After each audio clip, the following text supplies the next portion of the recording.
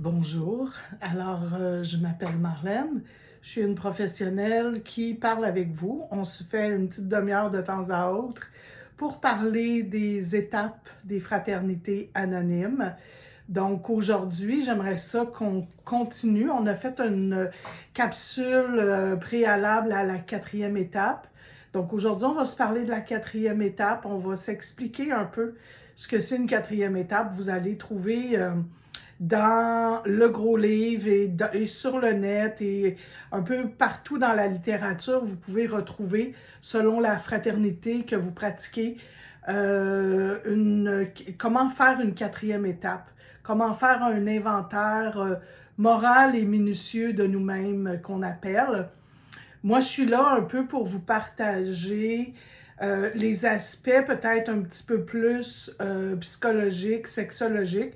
J'ai une formation en sexologie et j'ai aussi une maîtrise en intervention en dépendance. Donc, mon souci ou mon objectif plutôt, c'est de travailler avec vous peut-être toutes les petites choses qui pourraient être importantes de regarder, parfois même des grosses choses.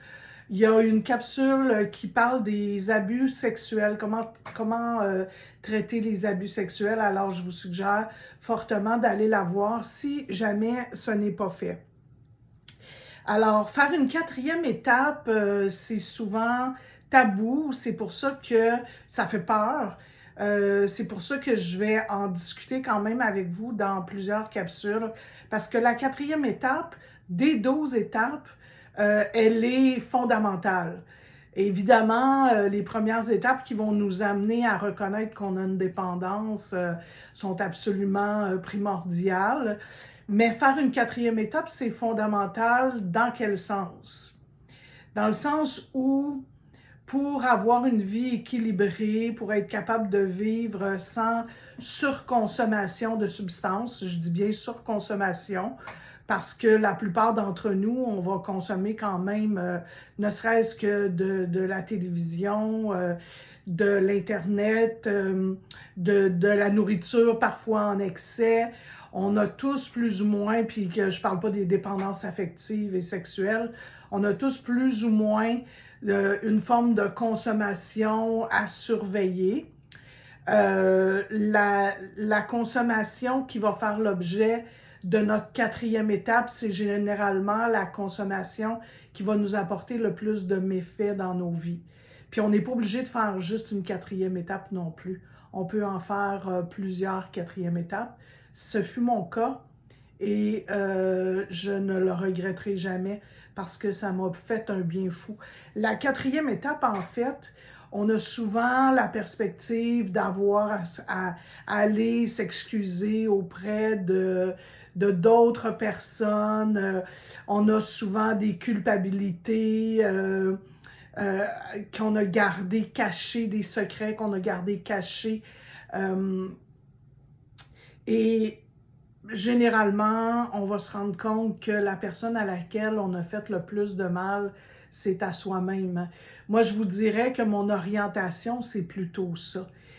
Moi, je suis préoccupée par la personne qui souffre encore, par la personne qui consomme. Et généralement, dans une famille, la personne qui consomme, c'est la personne qui veut dire à sa famille ou à la société, mais bon, soyons pas dans le déni, c'est souvent la famille qui veut dire à sa famille, ça fonctionne pas dans notre famille. Il y a quelque chose qui fonctionne pas, et moi, quand je consomme, je vous dérange, puis quand je vous dérange, c'est une façon de vous dire qu'il y a quelque chose qui fonctionne pas.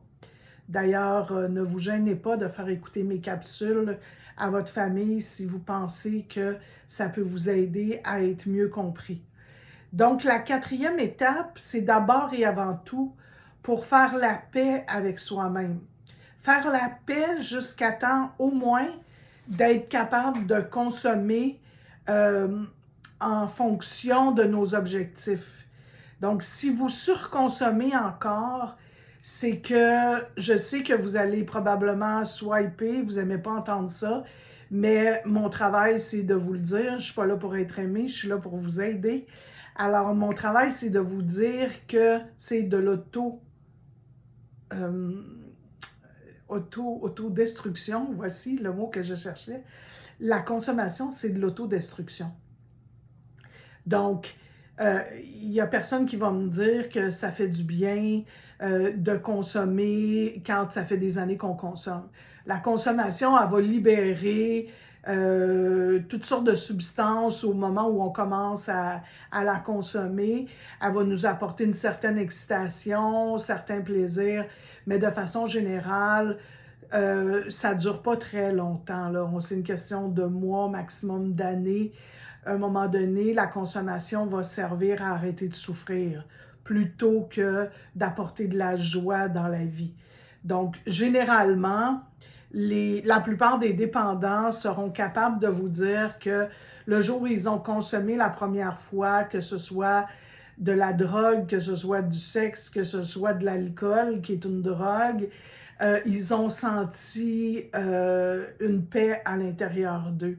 Ils se sont sentis apaisés, ils se sont sentis plus calmes, ou ils se sont sentis plus joyeux, plus heureux. Donc, c'est pour ça qu'ils ont continué de consommer. Mais ça a eu son temps. Et avec le temps, ben, c'était pour ne pas se sentir en détresse qu'ils ont utilisé la consommation. Je pense que, bon, ne serait-ce que le coût de la consommation, si chacun de nous, on pouvait ne pas dépenser notre argent dans toute forme de consommation, on serait les premiers à choisir ça. Donc, si on ne le choisit pas, c'est parce qu'il y a quelque chose qui nous pousse à le faire. Et ce qui pousse à le faire, ben, pour avoir vu de nombreux dépendants qui font des rechutes, je peux vous dire que c'est les secrets qui sont encore enfouis, l'incapacité de vivre avec, de gérer les émotions qui, en fait, sont issues de secrets ou qui sont issues d'une forme d'anxiété qui veut nous faire contrôler ce qui va se passer dans l'avenir. Alors, c'est pour ça qu'on revient toujours dans le 24 heures, dans les fraternités anonymes, parce que quand on se met à avoir envie de consommer, bien, de deux choses l'une, ou on est en train d'essayer de gérer une émotion qu'on veut refouler, on ne veut pas la ressentir. Et mon premier travail aujourd'hui avec vous, ça va être de tout de suite qu'on regarde ensemble comment on fait pour ressentir l'émotion sans la fuir dans la consommation, pardon, ou de toute autre manière, parce qu'il y a toutes sortes de manières de fuir une émotion. Donc, l'émotion, quand on la ressent, évidemment, on dit les émotions négatives. Bien, j'ai plus tendance à vous dire que l'on interprète comme étant négative. Parce que les émotions, c'est jamais négatif. Une émotion est en train de me dire quelque chose. Je suis en train d'écouter un film, je vois dans le film, par exemple, une femme qui trompe son mari et tout à coup, je me lève, j'ai envie d'aller me chercher une bière, j'ai envie de faire venir quelque chose au restaurant, j'ai envie de faire quelque chose que je ne veux pas faire d'habitude, fumer un joint ou whatever, la consommation. Donc, quand j'ai un craving, une espèce d'obsession qui me donne envie de consommer quelque chose que je ne veux pas consommer, c'est parce qu'il y a une émotion qui est réveillée. Alors, cette émotion-là, l'exercice, c'est simplement commencer par se dire « OK, je vis une émotion. Si je ne cherche pas à la fuir, je me l'admets à moi-même. Je suis en train de vivre une émotion en ce moment. Je ne sais pas, moi, je ne me suis pas rendu compte que c'est parce que dans le film, ça m'a fait vivre quelque chose. Là. Je ne me suis pas rendu compte de ça encore. Alors là, je vais respirer. Donc, prendre une grande respiration abdominale, au moins une, si je peux, 2 ou 3, et commencer par me dire que ce n'est qu'une émotion. Elle va passer. Et en respirant, très souvent, l'émotion va se calmer. Un coup que l'émotion est calmée, généralement, je vais être en mesure d'identifier qu'est-ce qui s'est passé. Qu'est-ce qui a bien pu se passer pour que je vive cette émotion-là tout à coup? Je vous dirais que quand vous allez avoir de la pratique, vous allez l'identifier pratiquement sur le champ. Mais au début, c'est difficile. Au début, ça peut arriver que ça nous prenne 2 ou 3 jours avant de trouver qu'est-ce qui nous a déclenché. Vous entendez, les gens qui font des fraternités, vous entendez souvent parler de déclencheur. Bien, un déclencheur, c'est ça. On voit quelque chose, on entend quelque chose et tout à coup, on se sent mal et on a, pour ne pas ressentir ce qu'on vit, on va avoir la tendance à faire ce qu'on fait d'habitude. Alors, si ce qu'on fait d'habitude pour geler nos émotions, c'est de prendre un anxiolytique, c'est de consommer un joint de cannabis, ben ça va être ça qui va nous monter comme goût, comme obsession, comme craving, parce que c'est ça que notre cerveau a l'habitude de gérer avec. Maintenant, c'est pas grave si on trouve pas tout de suite qu'est-ce qui nous a déclenché. Peut-être que 2 ou 3 jours plus tard, on va se dire « Ouais, le fameux film que j'écoutais, le gars, il trompait sa blonde, ça m'a refait vivre l'émotion, puis j'en ai pas trop pris conscience sur le coup. » Mais avec le temps, vous allez finir par être capable d'observer vos émotions. Quand elles arrivent, elles ont été déclenchées par quoi? Ou encore, quand l'émotion arrive, ou quand l'obsession arrive plutôt, à quoi ça va me servir? Quand on travaille de façon professionnelle avec les dépendances, on va aller chercher les raisons pour lesquelles la personne consomme. Il y a des personnes pardon, qui consomment parce qu'elles veulent s'endormir. Il y a d'autres personnes qui consomment parce qu'elles veulent s'exciter. Il y a d'autres personnes qui consomment parce qu'elles veulent anesthésier leurs problèmes. Je m'excuse.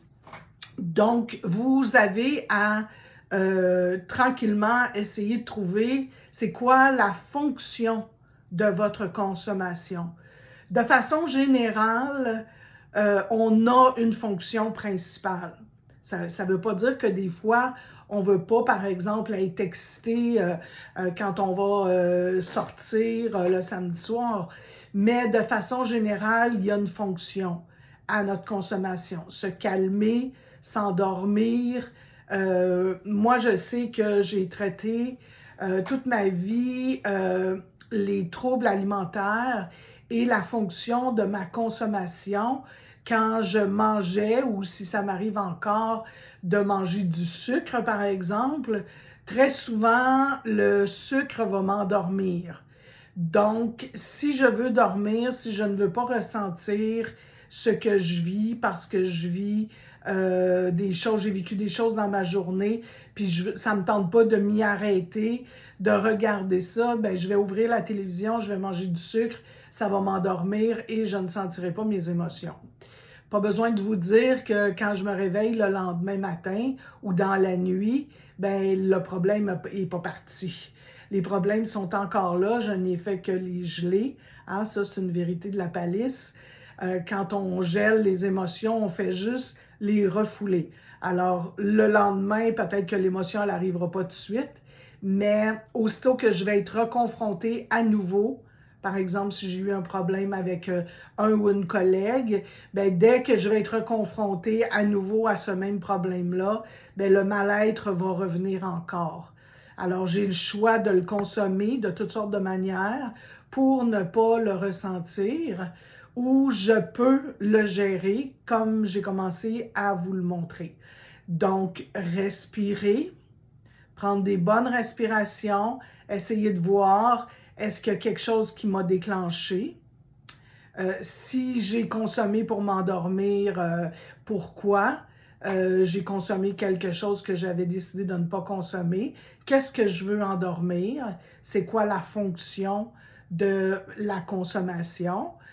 Et ensuite, simplement, si je peux aller écrire, s'il y a des choses qui montent, je peux aller les écrire. Vous allez voir, éventuellement, il y a une étape qui va nous demander d'écrire régulièrement.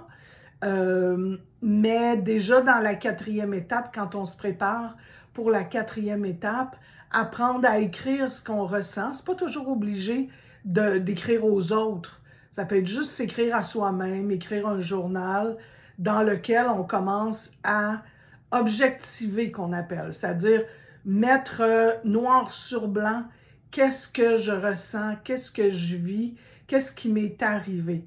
Donc, c'est sûr qu'au fur et à mesure, j'apprendrai comment je fonctionne, moi, comme être humain.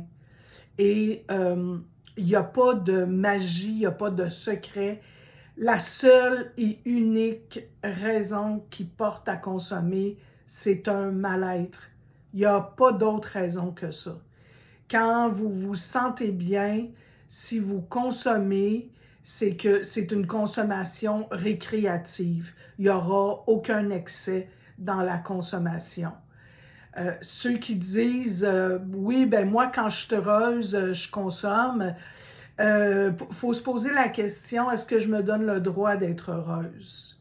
Est-ce que ce bonheur-là, j'ai peur qu'il s'en aille, ou si je pense que oui, je peux être un être humain heureux? Parce que si je consomme à chaque fois que je suis supposément heureuse, il y a quelque chose qui ne va pas, j'ai des questions à me poser aussi. Donc, dans les inventaires, je vous dirais que vous allez retrouver toute une liste de personnes, les collègues, le patron, les parents, les frères, les sœurs, et vous allez partir soit d'une de ces personnes-là qui vous mettent en réaction ou d'une situation. Ça peut être la dernière situation qui vous a mis en réaction, qui vous a fait vivre des émotions. Vous le savez, je parle souvent d'amour. Alors oui, on aime bien, moi la première, se faire croire qu'on est des personnes bienveillantes et aimantes avec tout le monde, mais quand on est réaliste, puis qu'on se regarde fonctionner chaque jour, quand on écrit, c'est pas obligé d'écrire, mais ça aide énormément. Quand on écrit ce qui nous arrive, quand on prend du recul par rapport à ce qui nous arrive, on se rend compte que très souvent, on fait du ressentiment. On a été en colère, on a vécu des choses, puis on n'a pas voulu vraiment s'y arrêter avec l'insouciance, l'inconscience que, bof, c'est pas si grave que ça, on passe à autre chose, on bouge beaucoup, on fait toutes sortes d'affaires, on se gèle dans le faire et dans la consommation et on se fait croire que ça n'a pas été si grave que ça. Mais je vous le dis, si vous vous asseyez avec une 4e étape, c'est comme un traitement physique. C'est la même chose. C'est un traitement psychologique et spirituel. On ne fait pas ça tout seul. On peut se mettre peut-être un petit pansement si on a un petit bobo, mais faire une 4e étape, c'est aller chercher les grandes difficultés qui ont été enfouies en soi. Donc, c'est des choses qui méritent d'être avec d'autres personnes. On ne peut pas faire une 4e étape tout seul. On peut écrire à chaque jour et lire ses écrits à une autre personne, une confidente, un professionnel, un parrain, une marraine, mais on ne peut pas rester seul avec une 4e étape parce que ne serait-ce qu'il va falloir en parler à un moment donné dans la 5e étape. Donc, c'est absolument important de partager avec quelqu'un d'autre parce que, je vous le dis d'expérience, les gens qui rechutent et qui ont continuellement des obsessions, ce sont des personnes qui ont encore des choses enfouies. Des secrets enfouis, je vais vous faire une capsule là-dessus à un moment donné, les formes de secrets différents que les êtres humains ont. Il y en a genre 6-7 secrets, puis on a tous les mêmes. Alors, c'est sûr et certain que moi, j'ai travaillé, entre autres, avec des personnes qui avaient vécu toutes sortes de choses au niveau de la sexualité. Je peux vous dire que la sexualité, c'est comme une espèce de bassin où on retrouve beaucoup, beaucoup, beaucoup de secrets. J'ai couché avec ma belle-sœur, j'ai eu tel comportement quand j'avais 15 ans, j'ai eu des relations. Aujourd'hui, j'ose espérer que, bon, je dis ça en même temps, je dis rien, je le sais qu'il y a encore plein de tabous. Je travaille avec des hommes qui me disent à l'année longue, qui ont 50, 60 ans, qui n'ont pas encore dit à leur famille qu'ils étaient homosexuels. Donc, tout ça, c'est des secrets qui sont enfouis. Éventuellement, on va se parler des peurs aussi qui peuvent faire l'objet d'une quatrième étape. Mais si on s'en tient aux blessures, c'est souvent relié à des secrets. Donc, avant même de prendre un crayon puis un papier, on va commencer à pratiquer ce que c'est que de laisser monter une émotion. Donc, la gestion des émotions, c'est quelque chose qui se pratique sur toute une vie. Les émotions, on n'a pas appris à les gérer, on n'a pas appris à vivre avec et ça fait peur. C'est pour ça que tant d'êtres humains font flèche de tout bois pour essayer de trouver une manière de ne pas vivre leurs émotions. Et aujourd'hui, on vit dans un monde où est-ce qu'on travaille à l'excès, c'est valorisé, on se cache derrière des dépendances affectives, c'est valorisé. Aujourd'hui, si tu fêtes 30 ans de mariage, on ne va même pas te poser la question « As-tu été heureux pendant ces 30 ans-là? » On va simplement te dire « Félicitations » parce que ça fait 30 ans que tu es en dépendance affective. Donc, je ne dis pas qu'il n'y a pas des gens qui sont très heureux après 30 ans de mariage, c'est pas ça. Mais ce que je dis, c'est qu'il y a beaucoup, beaucoup de gens qui se cachent derrière des dépendances affectives, des dépendances au travail, des dépendances au faire, à l'argent. Ça aussi, c'est très valorisé, là, la grosse maison et tout ça. Bon, on a le droit d'avoir tout ça, mais c'est souvent vécu dans l'excès.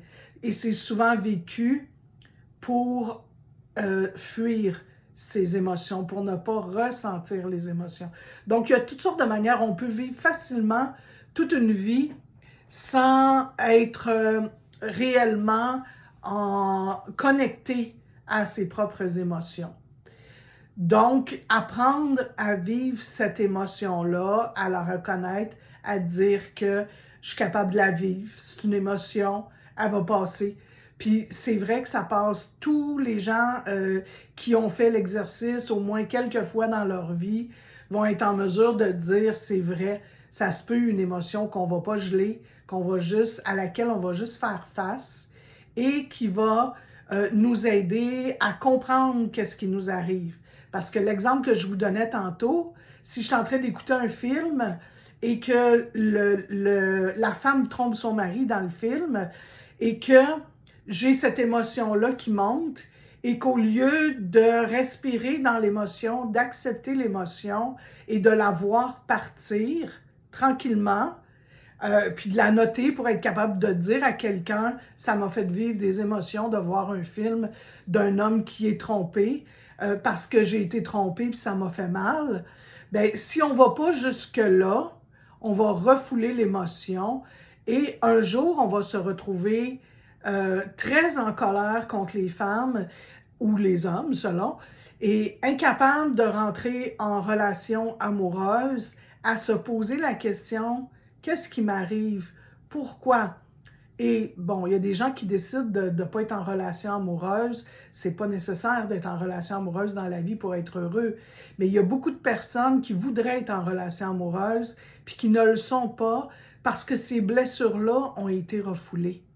Parce que toutes ces blessures-là sont à l'intérieur et par-dessus, elles sont recouvertes de colère, de peine, de rage, de contrôle, de toutes sortes de choses pour éviter qu'elles remontent. Alors, on va avoir compacté ça bien comme il faut, puis après ça, ben, le fait de ne pas y avoir accès, ben, on n'a pas l'information. Alors, j'ai commencé en vous disant que c'était pour votre bien-être que vous décidiez de faire une quatrième étape. C'est pas pour le bien-être des autres.